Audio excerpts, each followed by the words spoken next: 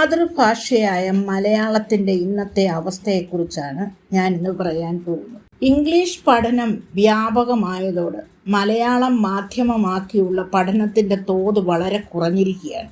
മലയാളം മരിക്കുന്നു എന്ന ഭാഷാസ്നേഹം നിറഞ്ഞ വാക്കുകളും അതിനെ സംരക്ഷിക്കുന്നതിനുള്ള സംഘടനകളും ഇപ്പോൾ നിരവധിയായുണ്ട്.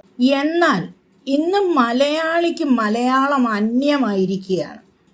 മലയാളം പറയുന്നത് കുറ്റകരമെന്നും ശിക്ഷാർഹമെന്നുമുള്ള അവസ്ഥയിലേക്ക് എത്തി നിൽക്കും. ദ്രാവിഡ ഭാഷാ ഗോത്രത്തിൽപ്പെട്ട മലയാള ഭാഷ ശ്രേഷ്ഠ ഭാഷാ പദവി ലഭിക്കുന്ന ഇന്ത്യയിലെ 5ാമത്തെ ഭാഷയാണ്.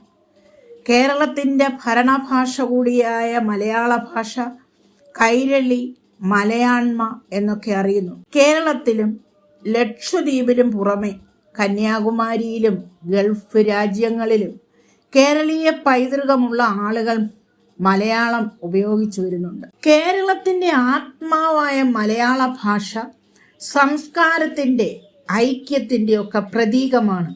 സമൃദ്ധവും സമ്പന്നവുമായിട്ടുള്ള ചരിത്രം ലോകമെങ്ങുമുള്ള മലയാളിക്ക് അഭിമാനമെന്നറിഞ്ഞ് ഇതിൻ്റെ മഹത്വം മറക്കാൻ പാടില്ല. പുതിയ തലമുറ മലയാള ഭാഷയെ സമീപിക്കുന്ന രീതി നാം ശ്രദ്ധിക്കേണ്ടിയിരിക്കുന്നു. ആംഗല ഭാഷയുടെ ആഴത്തിലുള്ള സ്വാധീനം മലയാള ഭാഷയെ മറക്കാൻ, അവഗണിക്കാൻ, മോശമെന്ന് കരുതാൻ കാരണമായി തീർന്നിരിക്കുന്നു. മലയാളം സംസാരിക്കുന്നത് സംസ്കാരമില്ലായ്മയെന്നും അറിവില്ലായ്മയെന്നും കരുതുന്നവർ ഏറെയായി. ഇംഗ്ലീഷ് മീഡിയം സ്കൂളുകൾ അന്തർദേശീയ തലത്തിലേക്ക് ഉയരാൻ ശ്രമിക്കുമ്പോൾ അവിടെ ആംഗല ഭാഷയ്ക്ക് മാത്രമായി സ്ഥാനം. ഇംഗ്ലീഷ് ആയാലും മലയാളമായാലും തമിഴായാലും ഏതു ഭാഷയായാലും സംസാരിക്കാൻ മാത്രം, ഗ്രന്ഥങ്ങൾ വായിക്കാനും അറിവ് വർദ്ധിപ്പിക്കുവാനും വേണ്ടിയുള്ള ഒരു മാധ്യമം എന്ന് മനസ്സിലാക്കാതെ ആംഗലേയ ഭാഷയിലുള്ള ഗ്രന്ഥങ്ങൾ മാത്രം വായിക്കുന്ന പുതുതലമുറയുടെ ലോകമായി മാറിക്കഴിഞ്ഞിരിക്കുന്നു നമ്മുടെ വിദ്യാഭ്യാസ രംഗം. LKG ക്ലാസ് മുതൽ മലയാള വാക്കുകൾ ഉപയോഗിക്കാൻ പാടില്ല.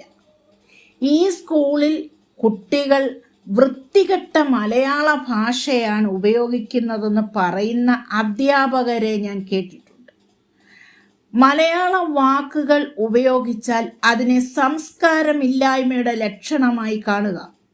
മഹത്തായ മലയാള കൃതികളായാൽ പോലും അത് വായിക്കുന്നത് അപമാനമായി കാണുക. കുട്ടി വായിക്കുന്ന പുസ്തകത്തിൻ്റെ പുറംചട്ടയിലേക്ക് നോക്കിയിട്ട് അവൻ്റെ നിലവാരം അളക്കുന്ന ഒരു തലമുറ. അറിവിൻ്റെയും ജ്ഞാനത്തിൻ്റെയും നിറകുടങ്ങളായ ഗ്രന്ഥകാരന്മാർ നിറഞ്ഞിരിക്കുന്ന മലയാള സാഹിത്യ കൃതികൾ, മഹത്തായ കഥകൾ, കവിതകൾ, നിരൂപണ ഗ്രന്ഥങ്ങൾ ഒക്കെ കൊണ്ട് സമ്പന്നമായ മലയാള സാഹിത്യ രംഗം വായിക്കാനോ ആസ്വദിക്കാനോ ഇന്ന് കുട്ടികൾക്ക് അവസരമില്ല. അവർക്കത് വായിക്കാൻ അറിയുകയുമില്ല, വായിച്ചാൽ മനസ്സിലാകുകയുമില്ല. ഭാരതത്തിൻ്റെ ഇതിഹാസങ്ങളായ രാമായണവും മഹാഭാരതവും പോലും മലയാളം ക്ലാസ്സുകളിലെ കഥകളെന്ന് പറഞ്ഞ് പുച്ഛിച്ചു തള്ളുന്ന ഒരു തലമുറയാണ് നാം ഇന്ന് കാണുന്നത്. ഇന്ന് നമ്മുടെ കുഞ്ഞുങ്ങളിൽ ഏറിയ പങ്കിനും മലയാളം വായിക്കാൻ അറിയില്ല, നല്ല ഭാഷയിൽ സംസാരിക്കാൻ അറിയില്ല. കേരളത്തിൻ്റെ ചുറ്റുപാടുകളിൽ ജീവിക്കുമ്പോഴും അമ്മ, അച്ഛൻ, സഹോദരൻ, സഹോദരി ആരെന്നറിയില്ല. ബ്രദർ, സിസ്റ്റർ എന്നൊക്കെ പറയുന്നതിൽ അഭിമാനം കൊള്ളുന്ന മാതാപിതാക്കൾ. LKG UKGയിൽ പഠിക്കുന്ന ഒരു പിഞ്ചു കുഞ്ഞ് സ്റ്റേജിൽ കയറി ഇംഗ്ലീഷിൽ ഒരു ചെറിയ പ്രസംഗം ചെയ്താൽ അതിനെ അഭിനന്ദിക്കുന്നവർ നന്നായി മലയാള ഭാഷയിൽ പ്രസംഗിച്ചിറങ്ങി വരുന്ന കുഞ്ഞിനെ അഭിനന്ദിക്കുമോ?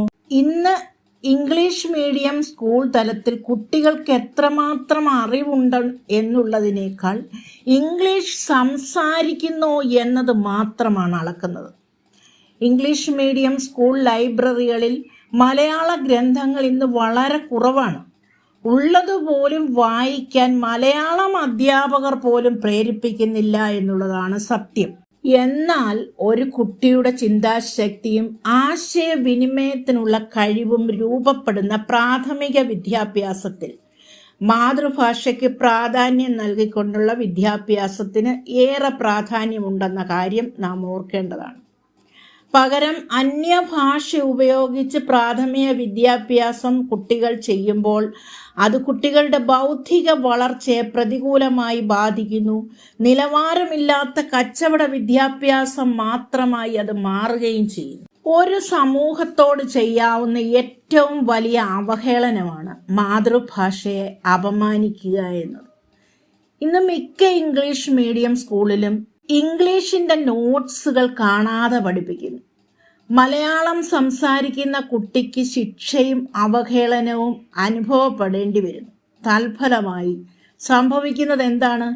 സ്വന്തമായി ചിന്തിക്കുവാനും ആശയം പ്രകടിപ്പിക്കുവാനുമുള്ള സ്വാഭാവികമായ അവൻ്റെ കഴിവ് മുരടിച്ചു പോവുകയാണ്. മലയാളത്തിൽ പഠിക്കുന്ന കുട്ടികൾ സ്വന്തമായി അറിയുന്ന കാര്യങ്ങൾ സ്വന്തം ഭാഷയിൽ പറഞ്ഞു എഴുതിയും ഫലിപ്പിക്കാനുള്ള അവൻ്റെ കഴിവ് കൂടുകയും ചെയ്യുകയാണ്. എന്തുകൊണ്ടാണ് ഈ മാതൃഭാഷ പ്രാധാന്യമുള്ളതായിത്തീരുന്നത്?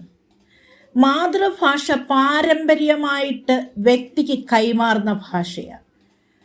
കുട്ടിക്ക് ചുറ്റുമുള്ള സമൂഹം സംസാരിക്കുന്ന ഭാഷ. മലയാളിക്ക് മലയാളം അമ്മിഞ്ഞ പാലിനോടൊപ്പം സ്വായത്തമാകുന്നതാണ്. കുട്ടിയുടെ ചിന്താശക്തി, ആശയവിനിമയ ശക്തി ഇവയൊക്കെ രൂപപ്പെടുന്നത് മാതൃഭാഷയിലൂടെയാണ്. മാതൃഭാഷാ പ്രയോഗത്തിലൂടെ നിങ്ങളുടെ കുട്ടികളെ കുടുംബവുമായി ബന്ധിപ്പിക്കാൻ കഴിയും. പ്രധാനപ്പെട്ട സാംസ്കാരിക പാരമ്പര്യങ്ങളുമായിട്ട് പരിചയപ്പെടുവാൻ കഴിയും. സുഹൃത്തുക്കളുമായിട്ട്, കുടുംബ ബന്ധങ്ങളുമായിട്ട് ബന്ധം സ്ഥാപിക്കുവാൻ കഴിയും. കുടുംബമായി ഒന്നിച്ചിരുന്ന് പല കാര്യങ്ങളെപ്പറ്റി സംസാരിക്കുവാനും അറിവുകൾ പങ്കിടുവാനുമായി സാധിക്കും. ആശാൻ, ഉള്ളൂർ, വള്ളത്തോൾ തുടങ്ങിയ കവികളെയോ അവരുടെ കൃതികളെയോ സാഹിത്യകാരന്മാരെ പറ്റിയോ ഇന്ന് നമ്മുടെ കുഞ്ഞുങ്ങൾക്ക് വലിയ പരിചയമൊന്നുമില്ല. കാരണം മുതിർന്നവരുമായിട്ട് സംസർഗമില്ല. കഥകൾ പറഞ്ഞു കൊടുക്കുന്ന മുത്തശ്ശിമാരുടെ സാമീപ്യമില്ല. മുതിർന്ന തലമുറയുമായി ബന്ധമില്ല, സംസാരമില്ല, ബന്ധങ്ങളെ പറ്റിയുള്ള അറിവ് പോലുമില്ല. ഇംഗ്ലീഷ് പഠിച്ച് വിദേശത്ത് പോകുക, പണം സമ്പാദിക്കുക എന്ന ഒരേ ഒരു ലക്ഷ്യം മാത്രം.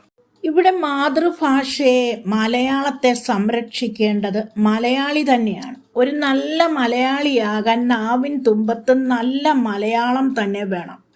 നിത്യജീവിതത്തിൽ സംഭാഷണത്തിൽ പോലും മമ്മിയും ഡാഡിയും ഒക്കെ കടന്നു വരുന്ന, മലയാളിയുടെ പൊതുചടങ്ങുകളിൽ പോലും ആഘോഷവേളകളിൽ പോലും ഭാഷൻ തലമുറ ആംഗലേയ ഭാഷ മാത്രം ഉപയോഗിക്കുമ്പോൾ ഒറ്റക്കെട്ടായ മലയാളിയുടെ ശ്രമത്തിലൂടെ മാത്രമേ നമുക്ക് ഈ മലയാളത്തെ സംരക്ഷിച്ചെടുക്കാനായിട്ട് സാധിക്കുകയുള്ളൂ.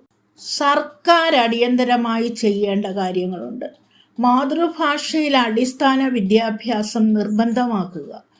സർക്കാർ സ്ഥാപനങ്ങൾ, സ്വകാര്യ സ്ഥാപനങ്ങൾ ഇവയുടെയൊക്കെ പേരുകൾ നിർബന്ധമായും മലയാളത്തിൽ എഴുതേണ്ടതാണ്. പ്രവേശന പരീക്ഷകൾ, മത്സര പരീക്ഷകൾ മലയാളത്തിൽ എഴുതാം എന്നുറപ്പുവരുത്താം. വാഹനങ്ങളിലെ ബോർഡുകൾ, രസീതുകൾ, ടിക്കറ്റുകൾ ഒക്കെ മലയാളത്തിലാക്കാൻ സാധിക്കും. മലയാള പഠനത്തിലൂടെ പുതിയ തലമുറയ്ക്ക് സാഹിത്യ ചരിത്രവും കഥകളും സംസ്കാരവും ഒക്കെ പരിചയപ്പെടുത്തുക എന്നതിന് മുൻഗണന നൽകണം. നവമാധ്യമങ്ങൾ വഴി മലയാള ഭാഷ പ്രചരിപ്പിക്കുന്നതിന് ഓരോ മലയാളിയും ഉത്തരവാദിത്വം വഹിക്കണം. മലയാള ഭാഷ, സാഹിത്യം അത് സുന്ദരമാണ്, സംസ്കാര സമ്പന്നമാണ്. അതിനെ അവഗണിക്കാതെ നെഞ്ചോട് ചേർത്ത് ഒരു നല്ല മലയാളി എന്ന് നമുക്ക് അഭിമാനിക്കാം. വീഡിയോ കേട്ട് ഇഷ്ടപ്പെട്ടാൽ ലൈക്ക് ചെയ്ത് ഷെയർ ചെയ്യുക. ചാനൽ സബ്സ്ക്രൈബ് ചെയ്ത് കാണുക. പുതിയ വീഡിയോയുമായിട്ട് കാണും വരെ നന്ദി, നമസ്കാരം.